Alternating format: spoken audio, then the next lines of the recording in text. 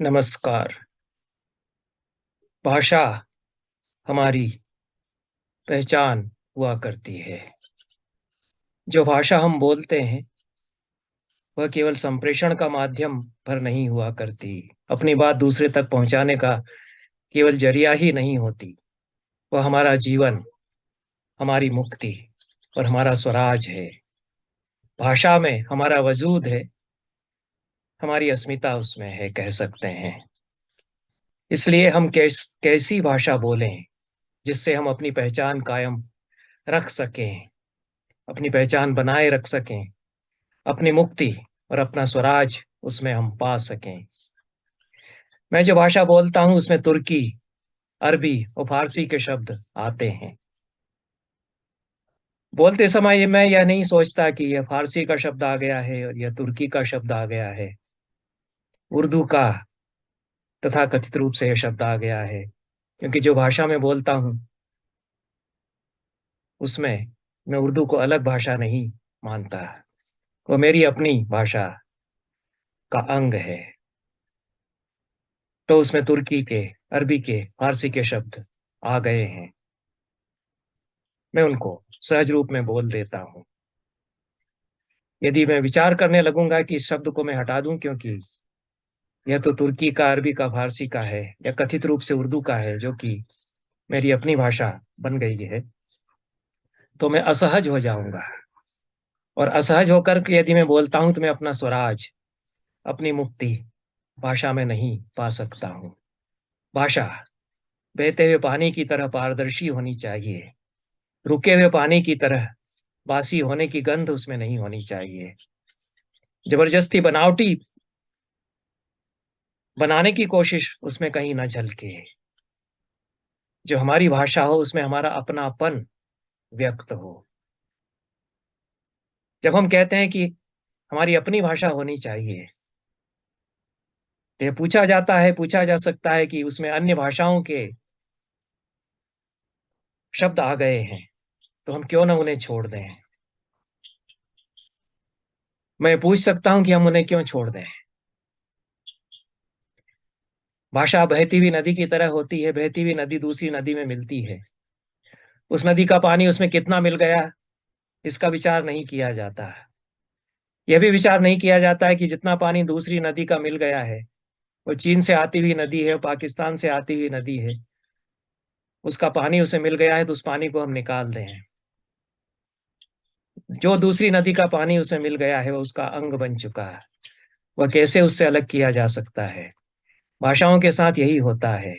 मैं जो हिंदी बोलता हूँ, क्योंकि हिंदी मेरी अपनी भाषा है, मेरी उस भाषा में तुर्की, अरबी और फारसी के शब्द बड़ी संख्या में हो सकते हैं। वे शब्द मेरे अपने हो चुके हैं। वे मेरी अपनी भाषा में घुल मिल चुके हैं। मैं यह नहीं सोचता कि ये शब्द मैं हटा दूं।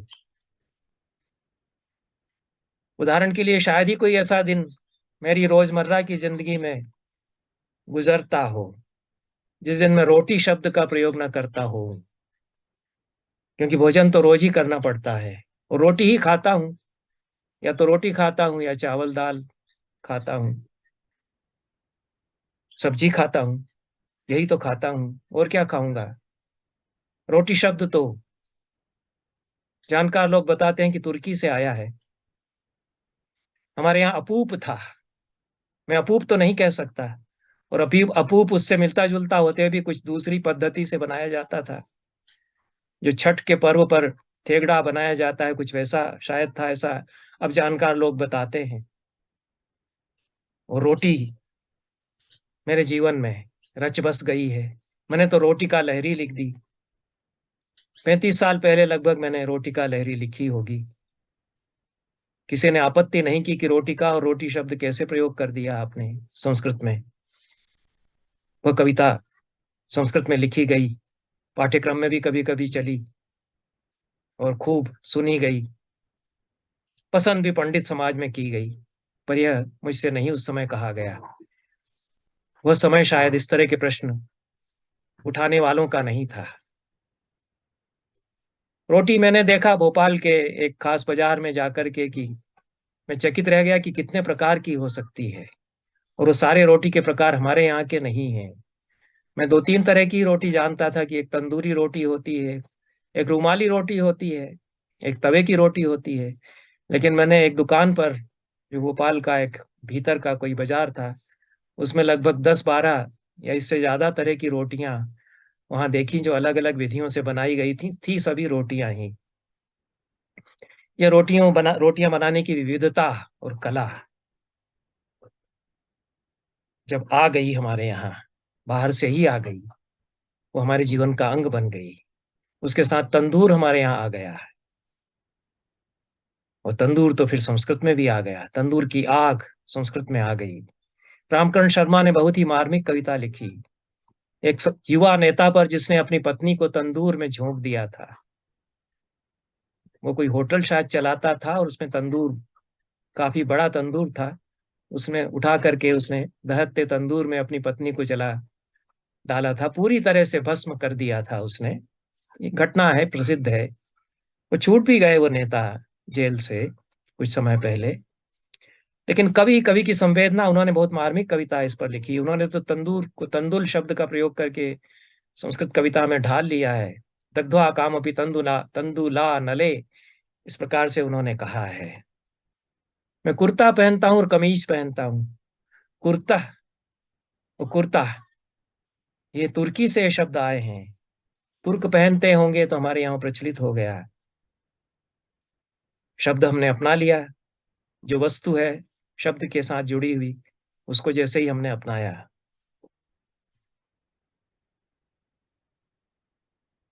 कमीज, कमीज या कमीज शब्द अरबी से आए। कुर्ता, कुर्ता तुर्की से आया। अब ये दोनों का इस्तेमाल मैं जिस तरह से रोटी शब्द का प्रयोग करता हूं, उसी तरह से मैं या तो चूंकि कुर्ता कुर्ता पहनता हूं या कमीज पहनता हूं, उसमें हमजा हटा करके मैं बोलता हूं, उसमें मेरी सहजता है।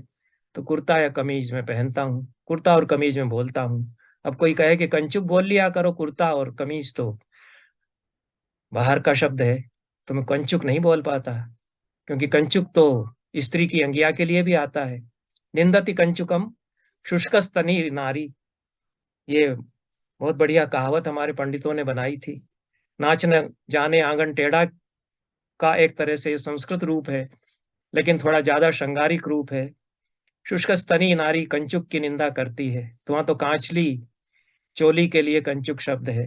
वो कांचुकी जो पहनता है लबादा, चोंगा जैसा, संस्कृत नाटकों में उसको भी कंचुक कहते थे। तो मैं ना कंचुक जो स्त्री का वस्त्र है उसको पहन पाता हूँ, पहन पहन सकता हूँ, और ना जो कांचुकी पहनता था कंचुक, उसको मैं पहनता हूँ।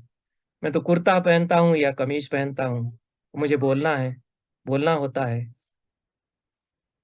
स्त्री के लिए धोबी को देता हूँ, कुर्ता या कमीज में देता हूँ, तो मैं स्त्री भी कहता हूँ, कुर्ता और कमीज भी कहता हूँ। नहीं तो मेरा बेड़ा गर्क हो जाएगा अगर मैं नहीं बोलूंगा ये शब्द। मैं उससे कहूंगा कि कंचुक मैंने तुमको प्रेस करने के लिए दिए थे, वो प्रेस हो गए हैं कि नहीं, ऐसा मैं नहीं बोल पाऊंगा। अब गर्क हो गया, ये शब्द अरबी गर्क, ये जो गर्क शब्द है अरबी से आया। ये निमग्न का पर्याय है, मैं निमग्न कह सकता हूँ, पर मेरी नौका निमग्न हो गई ऐसा कहूंगा तो वो मुहावरा नहीं बनेगा।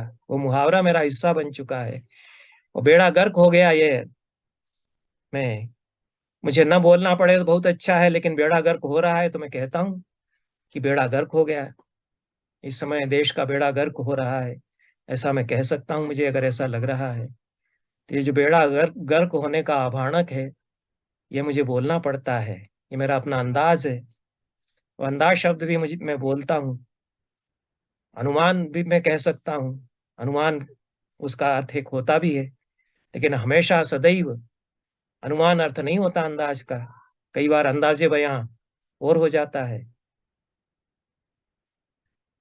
सुबह उठकर बाहर गीली जमीन देखकर अंदाज लगाया कि बारिश हुई है। यहाँ तो अनुमान प्रमाण का जो एक प्रकार है, उसके अर्थ में अंदाज शब्द आ गया। लेकिन अंदाज शब्द अटकल, कयास, कियास, उसका कियास ऐसा उर्दू में लिखा जाता है शायद, उसके लिए भी आता है, लेकिन वो शैली, पद्धति, तर्ज, हाव भाव के लिए भी आता है। फिर उससे तीरंदाज, तीर अंदाज हो जाता है। उसको संधि जैसा करके तीरंदाज भी कहते हैं। तो आप बड़े तीरंदाज हैं ऐसा मैं कई लोगों से कहता हूँ। आप बड़े शर संधाता हैं ऐसा मैं नहीं बोल पाता। मेरा काम तीरंदाज कहने से चल जाता है, बखूबी चल जाता है। अंदेशा शब्द है फारसी में। ये सारे शब्द फारसी से उर्दू में आए, और उर्दू जिसको कहा जाता था वह तो हिंदवी भाषा एक तरह से थी, इस देश की भाषा थी।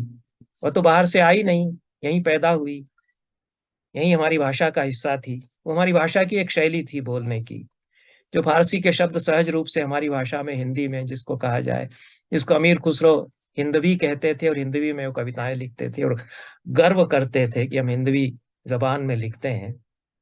तो मैं अंदेशा नहीं बोलता हूँ, जो कुछ उसका सही उच्चारण में तो अंदेशा कहता हूँ। उसका भी जो जिसको तद्भव या अपभ्रंश कहते हैं उसको मैं बोलता हूँ, और अंदेशा तो मैं खूब बोलता हूँ। मुझे अंदेशा होता ही रहता है, हर वक्त जिंदगी में कुछ न कुछ अंदेशा होता है। तो मैं आशंका हो रही है ऐसा भी नहीं कह पाता हूँ। अंदेशा कहने से मेरा काम चल जाता है। मैं पूर्वाभास हो रहा है मुझे ऐसा भी नहीं कह पाता। तो ये जो अंदेशा शब्द आ गया, वो बहुत सारे ऐसे भाव प्रकट करता है जिनका कि अनुमान, पूर्वाभास, शंका, आशंका, भय इत्यादि इत्यादि शब्दों के प्रयोग से जिनका प्रकटीकरण, जिनकी अभिव्यक्ति नहीं हो सकती, वो हमारी जबान पर चढ़ गया। तो वो चढ़ चढ़ गया है हमारी जबान पर अगर, तो उसको मैं बोलता हूँ। अगर और मगर भी मैं कई बार बोलता हूँ। अगर बाजार गया तो आम ले आऊंगा, मगर जा पाऊंगा या नहीं यह मैं घर में कहता हूँ। तो मैं बाजार शब्द भी बोलता हूँ। अंग्रेजी में भी बाजार शब्द चला गया, वो अंग्रेजी का शब्द नहीं है, हमारी भाषा में बाजार शब्द आ गया। अब मैं ये कहूं कि मैं आपण गया तो आम्रफल लाऊंगा, तो ऐसा मैं नहीं कह पाता। उस भाषा में मेरी मुक्ति नहीं है। संस्कृत में बोलूंगा तो कहूंगा, संस्कृत में तो बोलता हूँ, लेकिन जो जन जन की भाषा है उसमें भी बोलता हूँ, उसमें ज्यादा बोलता हूँ, उसी में अभिव्यक्ति अपनी कर पाता हूँ ज्यादा। तो उसमें तो यही कहूंगा कि बाजार गया तो आम लाऊंगा। तो यह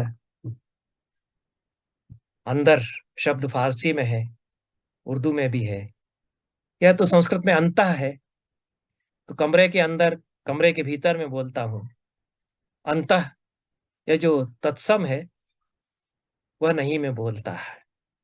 यदि मैं ऐसा विचार करने लगूंगा तो जिंदगी बहुत असहज हो जाएगी, और उस असहजता में मुक्ति नहीं है। मुक्ति सहज होने में है। भाषाएं हमें सहज कर सकें, भाषा का एक काम यह भी है, और हमें वे मुक्त कर सकें, हमारे बंधनों को वे काट सकें। तो भाषाएं उल्टे बंधन में बांधे हमें, और एकाधिपत्यवाद, एक तंत्रीयवाद उनमें चलाया जाए कि कैसी भाषा तुमको बोलनी है, ये हमें कोई और बताए। हमारे दिमाग पर वो कब्जा करने की कोशिश करे, और वो हमें बताए कि ये भाषा तुम नहीं बोलोगे, ये तो बाहर के लोगों की दी हुई भाषा है और बाहर से आई गई है। तब दिक्कत हो जाती है। इस दिक्कत की वजह से हमारे मुहावरे हमसे छीने जा रहे हैं। हमारी जिंदगी बहुत बेरंग बनाई जा रही है। हमारा जैसे जैसे शब्दावली को सिकोड़ा जा रहा है, और जो कुछ भाषा जितनी हम बोलते हैं उसमें शब्दावली सिकुड़ रही है। संस्कृत की जितनी संपन्न पदावली है, संस्कृत में लिखते और बोलते समय उसका सबका प्रयोग हम नहीं करते, नहीं कर पाते, हमारी सीमाएं हैं। लेकिन जो हिंदी भाषा सारे देश में फैली हुई है, उसकी जो संपन्न पदावली है, उसकी बोलियों के साथ मिला करके उसमें कितनी प्रौढ़ोक्तियां हैं, कितने मुहावरे, कितने आभाणक हैं जो हमसे छूट गए बचपन में सुने हुए। कितने ही आभाणक, कितनी प्रौढ़ोक्तियां, कितने मुहावरे वे हमसे छूट गए। जितने भी हमसे छूटते गए हमारा व्यक्तित्व उससे रिक्त हुआ। संपन्न पदावली संपन्न व्यक्तित्व की पहचान है। जितनी पदावली हमारी संपन्न होगी और जितनी अर्थ विच्छित्तियां हम, अर्थों की छटाएं, मीनिंग्स की छटाएं हम पैदा कर पाएंगे, उतना ही जीवन में विच्छित्ति, रंग, शोभा, समृद्धि हमारे होगी। भाषा पर हमारी पकड़ कम होती जा रही है, जीवन पर हमारी पकड़ उसके कारण कम होती जा रही है। जितनी जितनी भाषा हमारे हाथ से छूटती है, जीवन हमारी गिरफ्त से छूटता है। अभी मैंने गिरफ्त शब्द का प्रयोग कर दिया है। संस्कृत में उसकी मूल धातु खोजी जा सकती है, और ग्रभणामि तय सौभगत्वाय हस्तम, वहां ग्रह धातु से ग्रभ धातु भिन्न रूप में प्रयुक्त की है, जो सूर्या सूक्त में विवाह का बहुत सुंदर मंत्र है। वर वधु से कहता है कि मैं तेरा हाथ अपनी गिरफ्त में लेता हूं, मैं तेरा हाथ अपने ग्रहण मैं तेरा हाथ ग्रहण करता हूं। ऐसा तो मैं अनुवाद नहीं कर पाऊंगा। मैं तेरा हाथ अपनी गिरफ्त में लेता हूं, यही अनुवाद मेरे लिए सुकर है। मैं उससे ज्यादा अपने आप को संप्रेषित करता हूं। और गिरफ्त अगर कोई नहीं समझ पाता है और इस देश में रह रहा है, हिंदी भी बोल रहा है, तो मैं समझता हूँ कि बड़ा अभागा व्यक्ति वह है। उसने बहुत कुछ छोड़ दिया है। क्योंकि मैं यह तो नहीं कहूंगा कि निग्रहित कर रहा हूं तेरा हाथ, ग्रहित कर रहा हूं तेरा हाथ। तो गिरफ्त, गिरफ्त शब्द फारसी में है। हम नहीं लगा करके बोलते हैं, गिरफ्त हमने बना लिया अपनी भाषा में। तो गिरफ्त को हमने अपनी गिरफ्त में ले लिया है, वश में ले लिया है, यह भी हम कर सकते हैं। लेकिन वश में करने से वो अर्थ छटा नहीं पैदा होती, जो गिरफ्त कहने से पैदा होती है। काबू में करना कुछ और बात होती है, वश में करना कुछ और बात होती है, वो गिरफ्त में ले लेना कुछ और बात होती है। ये जो बारीकियां हैं, ये हम छोड़ देंगे अपने जीवन से, तो हमारी जिंदगी बड़ी कहरी होती चली जाएगी। गिरफ्त शब्द में हिसाब में त्रुटि को पकड़ने का भाव भी होता है। जो न्याय दर्शन में अ, इस स्थान बताए हैं निग्रहण के, वो निग्रह स्थान, उसके अर्थ में भी गिरफ्त शब्द आता है। गिरफ्तगी पकड़ के अर्थ में भी आता है, ग्रहण के अर्थ में भी आता है, लेकिन उदासीनता और उदासी के अर्थ में भी आता है। तो इसलिए गिरफ्त कई बार बोलना अलग अलग अर्थ छवियों की दृष्टि से मेरे लिए आवश्यक हो जाता है। अमुक अमुक साहब कारागार में निगृहित हो गए, ऐसा तो बोलना मेरे लिए कठिन होगा। वो गिरफ्तार हो गए, ये कहना सहज भाव से संपन्न हो जाता है मेरे जैसे लोगों के लिए। अमुक अमुक को कारागार में निक्षिप्त कर दिया गया है, ऐसा बोलने का आग्रह यदि कोई मुझसे कहे करे कि कारा कि जेल में डाल दिया गया, ऐसा मत बोलो। वो कारागार में निक्षिप्त कर दिया गया है, ऐसा बोलो। तो मैं उसके आधिपत्य को, उसके आग्रह को अस्वीकार करता हूं। उसे ऐसा मुझे कहने का अधिकार नहीं, न मुझे उससे कहने का अधिकार है कि आप जेल में डाल दिया, यह मत बोलिए, या आप कारागार में अधिक्षिप्त कर दिया गया, निक्षिप्त कर दिया गया, ऐसा मत बोलिए। जेल में डाल दिया गया, ऐसा बोलिए। यदि उसको उसमें अधिक सहजता का अनुभव होता है, वो किसी ऐसी पंडित परंपरा से आया है जहाँ ऐसे संस्कार नहीं बन पाए, जो बहती हुई भाषाओं की नदियां हैं उनसे समागम कम हो पाया, और वो अपनी एक भाषा के संसार में, गहरे संसार में जीवित रहे, और वो यही भाषा बोल रहे हैं, उसमें वो अधिक सहज हो गए हैं, तो बोलने दिया जाए उनको। वही तो विविधता है भाषाओं की। अगर कोई इस तरह की भाषा में अधिक सहजता से बोल रहा है तो बोले। भाषा का अपना साम्राज्य है, और जितना ही बढ़ता है उतना ही हम बढ़ते हैं। जितनी शब्दावली हम स्वायत्त करते जाते हैं, उतने हम स्वायत्त होते जाते हैं। भाषा में आधिपत्यवाद और साम्राज्यवाद हमारी आत्मा को कुचलता है। हमारी पदावली जितनी सिकुड़ती जा रही है, यह एक वैश्विक चिंता का विषय होना चाहिए। सारी भाषाओं में, विश्व की सारी भाषाओं में जो बोली जा रही है, उनमें पदावली सिकुड़ती चली जा रही है, बजाय अधिक संपन्न होने के। और जो समृद्ध संपन्न करने वाली पदावलियां थी, वे कम होती जा रही हैं। जो विपन्न करने वाली पदावलियां हैं, वो अवश्य बलात् ठूंसी जा रही हैं। यह भी हो रहा है। किरे शब्द, जिस तरह से कि गिरफ्त शब्द है, वह गिरा हम कहते हैं, वो गिरिह उर्दू में शायद लिखा जाता है, ग्रंथि या गांठ के अर्थ में आता है। उससे गिरह कट बोलचाल की भाषा में आया। यह शब्द अब धीरे धीरे लुप्त हो गया। उसकी जगह पाकेट मार आता है। लेकिन हम लोग बहुत बोलते थे, क्योंकि गिरह कट हुआ करते थे बहुत पहले भी, हमारे बचपन में भी। तो गिरह कट बोला जाता था। ग्रंथि छेदक आता है संस्कृत में, पाटच्चर और ग्रंथि छेदक। ये कालिदास के अभिज्ञान शाकुंतल में पुलिस के लोग, राजपुरुष जब धीवर को पीटते हैं तो उसको गाली देते हुए कहते हैं। संस्कृत में इस तरह की बड़ी संपन्न पदावली है गालियों की भी।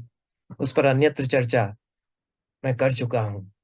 लेकिन अब तो ग्रंथि छेदक में नहीं कह सकता, पॉकेट मार के लिए, गिरह कट के लिए। और ग्रंथि छेदक कहने से थोड़ी और कठिनाइयां होती हैं कि कौन सी ग्रंथि का छेद करने के लिए कहा जा रहा है। मनोग्रंथि का छेदन करने के वाले के लिए तो नहीं कहा जा रहा है। तो ग्रंथि छेदक तो कोई बड़ा अच्छा पद भी हो जाएगा, वहां पर तो गाली है। तो यह समस्याएं आती हैं। बहुत सारे इस तरह के जो शब्द हैं, जैसे कि फिल्मों में इस तरह की शब्दावली आती है। वहां रोटी शीर्षक से तो फिल्म बनी, और उसमें रोटी की जगह क्या शीर्षक रखते फिल्म बनाने वाले? अदालत शब्द अरबी से आया है। तब न्यायालय ना कह करके फिल्मों में अदालत कहा जाता है। अदालत बर्खास्त की जाती है तो न्यायालय स्थगित किया जाता है। ऐसा नहीं, वहाँ जो न्यायाधीश या जज है वो बोलेगा। फिल्म में कचहरी शब्द भी आया। तो यह भी हमारी भाषा की रवानगी में खप गया था एक समय। कचहरी तो हम लोग खूब बोलते थे। हमारे बाबा जो थे, पितामह, वो कचहरी शब्द का इस्तेमाल बहुत करते थे। हमारे बहुत सारे पुरखे वो एक ऐसी परंपरा के संवाहक बने जिसमें कि पंडितों ने फारसी सीखी, संस्कृत और फारसी के कोश बनाए, वो फारसी में लिखा भी, खूब बोले भी, वो उस जीवन धारा में सम्मिलित भी हुए। मैं उस परंपरा का संवाहक हूँ। वो विरासत मेरे साथ चली आ रही है। और वह बहुत सारे इस तरह की शब्दावली जो हमारे पुरखों ने हमें दी। वो जिस तरह से संस्कृत के श्लोक बहुत सुंदर ढंग से बोलते थे हमारे पितामह, अत्यंत शुद्ध उच्चारण के साथ, उसी तरह से उर्दू में लिखते थे। फारसी शब्द वे खूब बोलते थे। वो हमारी परंपरा है, हमें उस पर गौरव है। तो यह बहुत सारे जो शब्द हैं, उनके पीछे जो भंगियां हैं, अदाएं उनकी हैं, वो हम खत्म नहीं करना चाहते। अदा शब्द आता है, हाव भाव विभ्रम विलास इसके अर्थ में आता है। लेकिन कर्ज अदा करना, इसमें भी अदा आता है, और अदायगी में भी अदा आती है। अबीर शब्द आता है उत्सवों के संदर्भ में। अबीर, अबीर और गुलाल खूब उड़ा, ये हम कहते हैं। उसकी जगह हम क्या कहेंगे? अबीर तो अरबी का शब्द है। गुलाल शब्द घुंघराली लटों के लिए फारसी में है। होली का वर्णन करना है तो अबीर और गुलाल खूब उड़ता रहा, ऐसा हम कहते हैं। रत्नावली नाटिका में श्रीहर्ष ने कौशाम्बी नगरी में होली जो खेली जा रही है, होली शब्द वहां नहीं है, वसंतोत्सव है, मदनोत्सव है। लेकिन क्या रंग है कौशाम्बी नगरी का, बहुत सुंदर वर्णन उन्होंने किया है। वहां जो शब्द हैं वो अब आज के शब्द नहीं रह गए। किरणै पिष्टात कोघै कृत दिवस मुखै कुंकुम क्षोध गौरै, कुंकुम क्षोध गौरैर हेमालंकार भाभिर भर नमित शिखै शेखरै कैंकिरातै, ऐशा वैशा विलक्षस्व विभव विजिता शेष वित्तेश कोशा। क्या समास बढ़िया बनाया है। वैशा विलक्षस्व विभव विजिता शेष वित्तेश कोशा कौशाम्बी, शात कुंभ द्रव खचित जने वैक पीता विभाति। सुंदर श्रद्धरा में उत्तम कविता के साथ अद्भुत वर्णन होली का। कौशाम्बी नगरी कुमकुम की बुकनी से लाल गुलाल खूब उड़ रहा है, जिससे भोर की उजास फैल गई है। किरणई पिष्टात को गई, कृत दिवस मुखई, कुंकुम क्षोध गोरई। कुमकुम की बुकनी भर भर करके पिष्टातक के ओघ फैल रहे हैं। ये तो उनकी शब्दावली है, अब तो मैं नहीं कह सकता। पिष्टातक का ओघ उमड़ गया है, ऐसा मैं नहीं कह पाऊंगा। कुमकुम का क्षोध भर दिया है, कुमकुम की बुकनी तो फिर भी मैं कह दूंगा। तो कुमकुम की बुकनी भर भर करके और इस तरह से भोर की उजास फैला दी गई है। अशोक के पेड़ फूलों के गुच्छों से झुके होने के कारण स्वर्णाभूषणों से विभूषित से दिखते हैं। उनसे कौशाम्बी नगरी ऐसी सज धज गई है कि वह कुबेर के कोष को जीत लेने वाली नगरी हो गई है। और ऐसा लगता है जैसे यहाँ के रहने वालों के देह पर सोने का पानी चढ़ा हुआ हो। शात कुंभ द्रव खचित जनई वेक पीता विभाति कौशाम्बी, ऐसा वो कहते हैं। लेकिन अब हमारे आज के कवि को अगर वर्णन करना हुआ संस्कृत में, तो पिष्टात कौघ और कुंकुम क्षोध गौर शब्द का प्रयोग नहीं करेगा। कृष्णराम भट्ट ने होली का वर्णन किया। जयपुर जयपुर मेलक कुतुकम उनका बड़ा सुंदर काव्य है, और रमाकांत पांडे ने संपादित करके उसको प्रकाशित भी कर दिया है। अद्भुत काव्य है। जयपुर में जो मेले ठेले होते थे उनका वर्णन किया है। उसी के भीतर एक होलिका मेलकम शीर्षक से कविता है। उसमें कई कविताएं अलग अलग मेलों पर।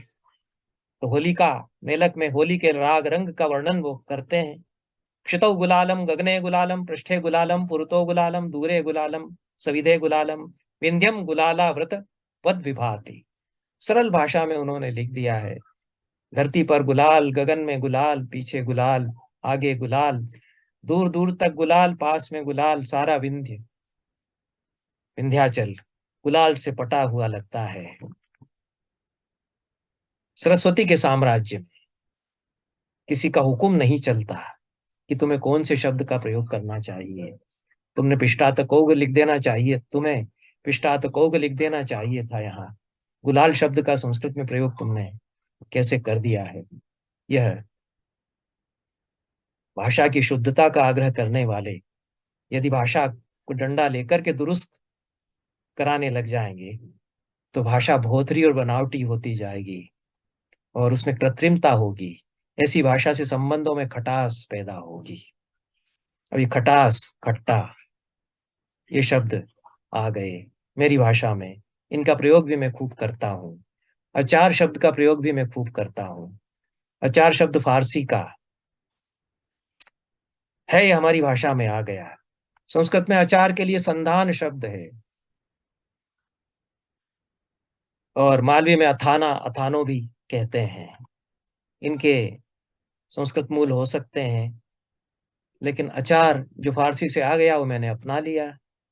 वो हमारे रोजमर्रा के जीवन में ढल गया है। तो आम का संधान डालना है, कच्चे आम ला करके दीजिए ऐसा तो गृहिणी नहीं कहेगी। आम का अचार डालना है, केरी ला करके दीजिए ऐसा वो कहेगी। तो केरी शब्द भी आ जाता है। अपक्व आम्र की जगह बहुत सारे इस तरह के शब्द हमारे जीवन में आ गए हैं, और उनसे बहुत सारे मुहावरे बने, जिनसे हमारे जीवन में खटमिठापन आया। अब कोई वस्तु बहुत समय से अनुपयोगी रूप में रखी हुई है, तो कहते हैं कि क्या उसका अचार डालोगे, कब तक इसको ऐसे ही रखे रहोगे, उसका क्या अचार डालोगे। तो इसमें जो अचार आया, उसमें जो खटमिठापन है बोलने में, वो बना रहे। और ये बोलने की स्वतंत्रता वह भी हो। और जो शब्द अन्य भाषाओं से सहज रूप में हमारी भाषाओं में आए हैं, उनको हटा करके कृत्रिम भाषा बनाने का आग्रह करना। कविता के साम्राज्य में, साहित्य के साम्राज्य में, रोजमर्रा जीवन के साम्राज्य में, फिल्मों में, रंगमंच में और नाटक में यह तो उचित नहीं होगा। बहुत बहुत धन्यवाद सभी को। नमस्कार।